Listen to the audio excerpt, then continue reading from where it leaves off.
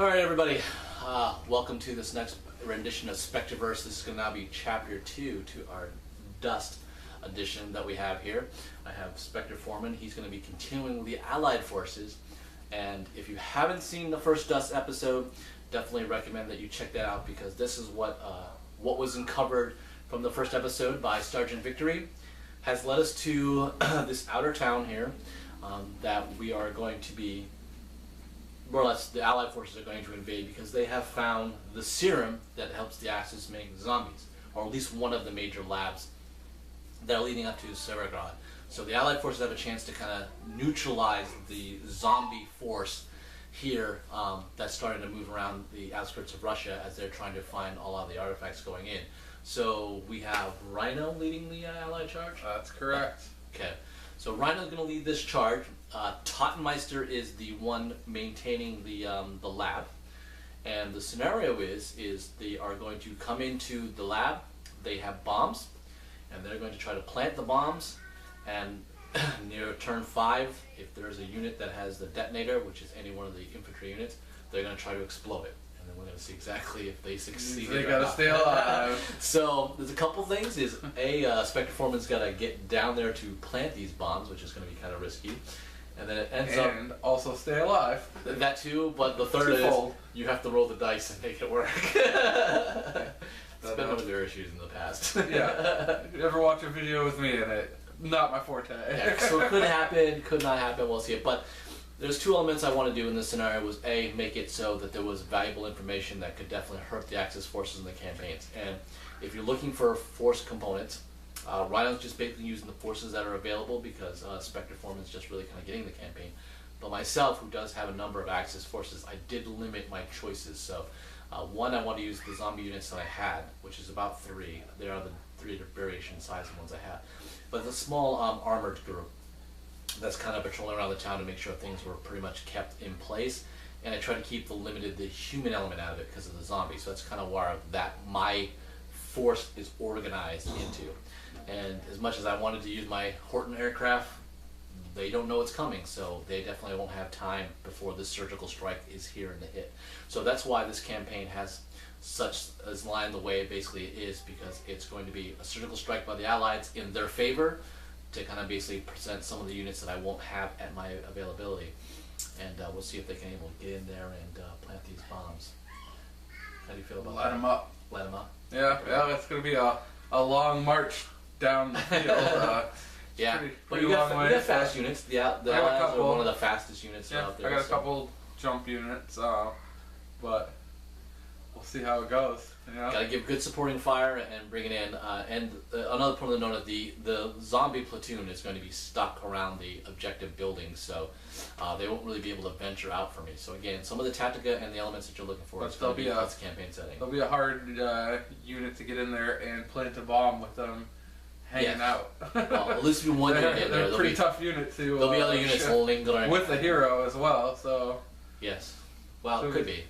If you didn't watch the last video, the hammers, which you have, did a number on my zombie unit pretty easily. So if you can get that luck that the Fabricator General did, then maybe you can get this done. So yeah, well, we'll see. We'll see. Yeah. All right, stay tuned. Let's see how it goes. All right, we are in the outer town of Barkhold, where this is going to be the important laboratory that Totenmeister has hidden. And she has her zombie units protecting the ever-important lab.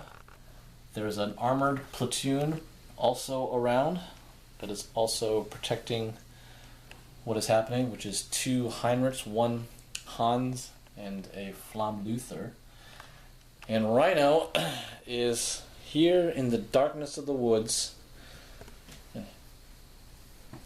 coming down and leading the force here. And we'll get some light over here. So he's pretty well hidden.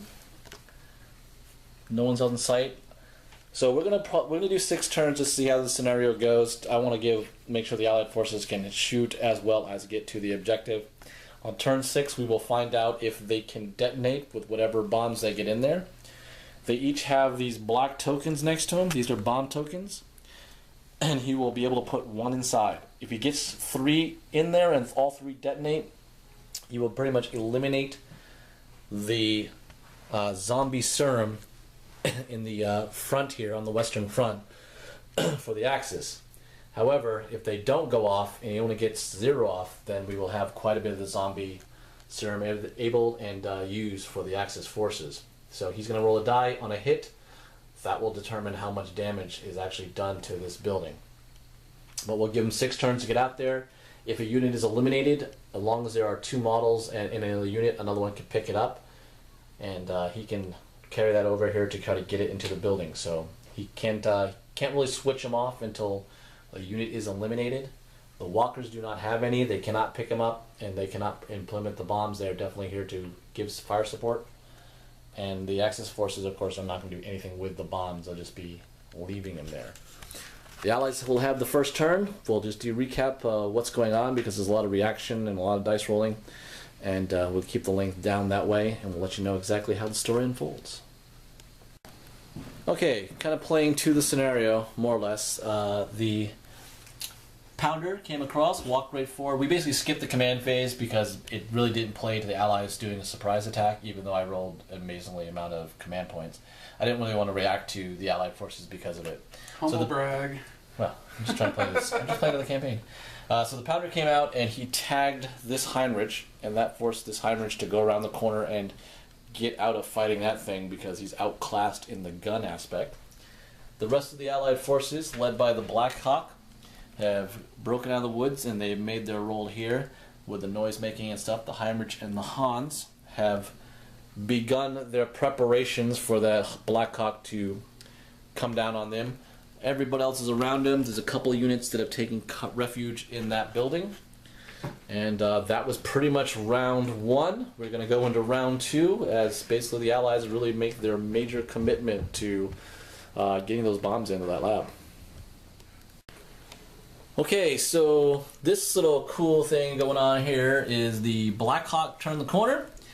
I reacted, as you can see there, and did nothing. And the Black Hawk fired. Did nothing. Did nothing, but so why is that thing blowing up and on fire? Rocket punches, baby! Yeah, Rhino and the hammers have come in and just lit that baby up, so she's on fire. The Hans has come across. He tried to shoot the Grim Reapers in there. I didn't hit the broadside of the barn, or even the building maybe. The Flame Luther fired just a machine gun in there, also failed to hit. And this group of suicide, the Helligtod, ran up to possibly get closer to the Pounder and give him a little bit of something to worry about, maybe. This is the end of turn 2, so we're going to the top of 3, so time is now ticking. The Allies needing to accomplish their objective. Alright, so basically the Hans fired and only suppressed the Grim Reapers.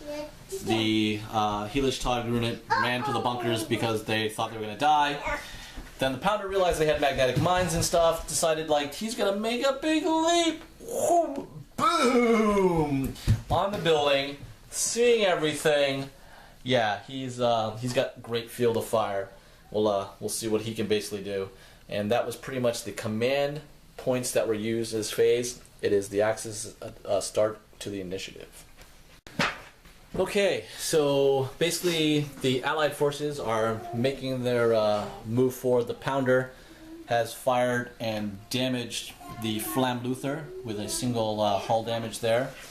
The Hammerers, led by Rhino, have continued to do some more damage as they have wiped out the Hans. Grim Reapers have positioned themselves.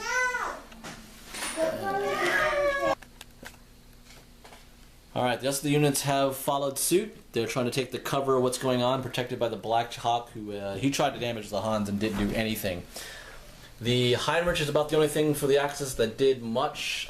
It was able to kill one of the scouts in there and the suppression as he's moved away. We have put several suppressions on the Grim Reapers, but on his activation he removed one of them. So they're trying to flank, still looking for it. 3 turns have now gone by. Half the time is left for him to get these bombs into that building, as basically the Axis forces are continuing to try to put threats and distractions. Alright, we have finished turn 4. And basically the Heinrich has moved up to more or less just get more position. These guys have fired onto the pounder. We have done nothing but more or less blind them. The Allies have made their bid to turn the corner, but they really only have like 2 turns now to get into the building and work more. Alright, so pretty much interesting going on here. So basically the Flame Luther has taken out the pounder finally. Not much else has gone on in the square.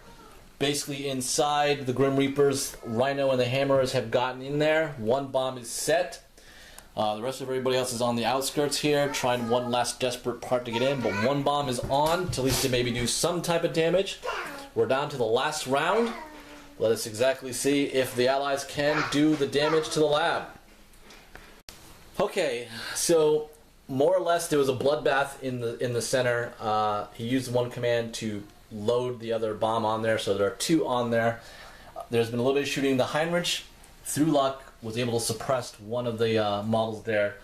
He wasn't able to get the suppression off, so that really stopped him getting the other bomb on.